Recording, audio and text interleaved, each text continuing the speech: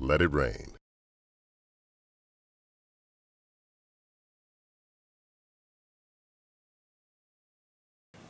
Hello, Jack Rose here. Just got back from Uganda doing a big RAINCATCHER project, bringing clean water to thousands of people who otherwise would be probably dying if we didn't do this mission. So what I'm going to do is show you the pictures of a couple of the places we worked in. And this is my little hotel room in Entebbe, with some of our supplies getting ready to head out to here. This is on Lake Victoria. We're driving out to the site, to a village. We drove as far as we could drive to the village, and we walked the rest of the way with the village people. And here we are walking through the countryside. This is significant because while I was there, there was a protest called Walk to Work, protesting the existing government of Uganda that's been in power for 25 years. So we did our own version of Walk to Work. It's kind of modeled after the walks that Martin Luther King did and Gandhi did.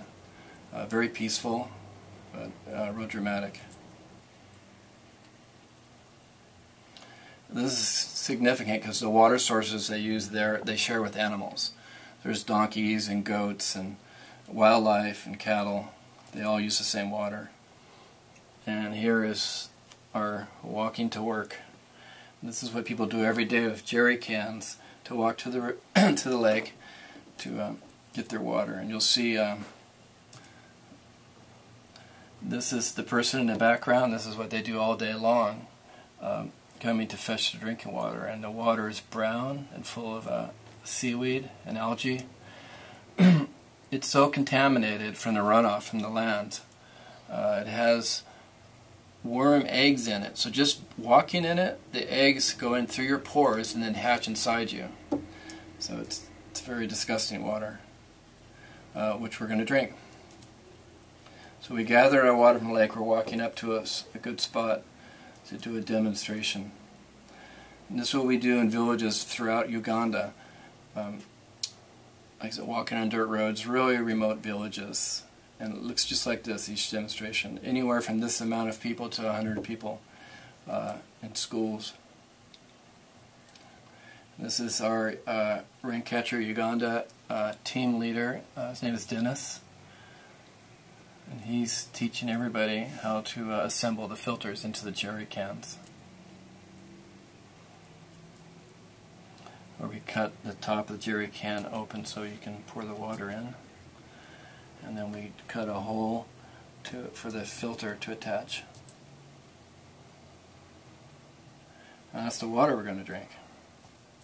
Lake Victoria. It really takes about a minute to put one of these together, so it's quite amazing.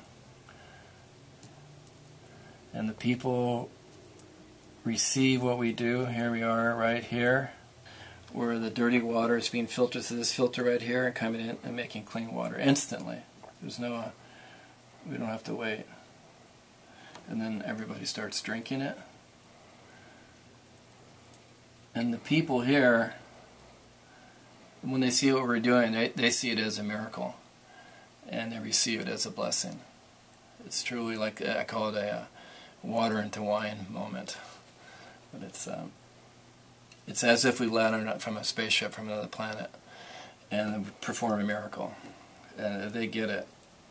Even kids this little are aware that when they drink out of the lake or out of a river, it's like playing Russian roulette, where you have 6 chambers and you put in one bullet, you spin it and you put it to your head, pull the trigger, and hope it's not your time to die. Every time they drink, they have to play Russian roulette with their own lives. The kids this little. And what we do when we're down in an area, we've effectively gone in and taken that bullet out of the chamber. And they understand that. The kids know, oh yeah, now I won't get typhoid. Now I won't get cholera. So that's how simple it is. And that simplicity is by design. There's no moving parts, no electricity. There's nothing that can break. The filter lasts forever. And many groups will come in to an area, do studies, take months and months studying, write a report, go back to their corporate headquarters in Washington, D.C. or Europe, come back 6 months later with some convoluted scheme that doesn't work or breaks. And here we go into an area, we're there for about an hour, and we leave, and the water problem is solved. That's by design. This is on the halfway between the lake and the village is an abandoned well. That's one of the problems all over Africa and the developing world is people have come and spent $20,000 on a well, and then a year later it doesn't work. So that's this shows that what we do always works, and you don't need a well. You don't need that expense. This is typical throughout Uganda, typical village and roads.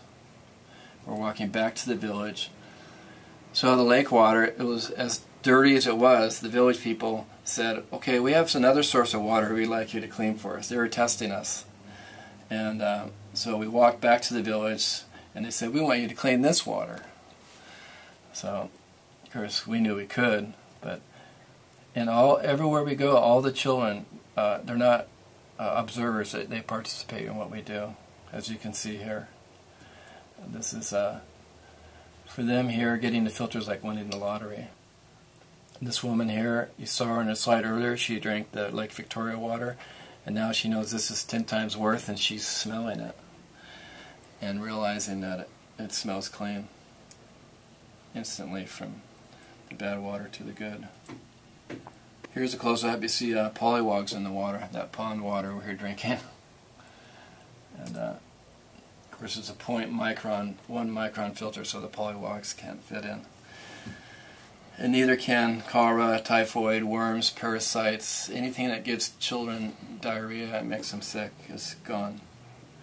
And this boy is holding up water, that dirty water. We did a back flush from the filter to demonstrate the water that's stuck in the filter that doesn't get through. So there's the before the good water, the water that gives life, and the water that takes away life. And he's a happy camper. And then afterwards we're distributing the Sawyer filters to the village. In each village we find the principal of a school or school teacher, and that's who we she becomes the organizer.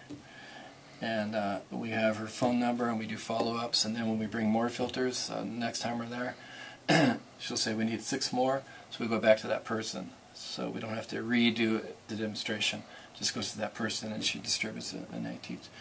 The main thing is teaching people, and then they start teaching themselves and each other. And this is Christine, who was our helper for the day, who met a new friend in the village. But this gives you an idea of the kids are really well educated. They're just amazing people. I'd say borderline angelic, the Ugandans. And then we're done. We ride off into the sunset. At RAINCATCHER, every drop counts. $1 helps one life. Help RAINCATCHER help the world. We have the solution. We need your help. Keep looking up. Let it rain.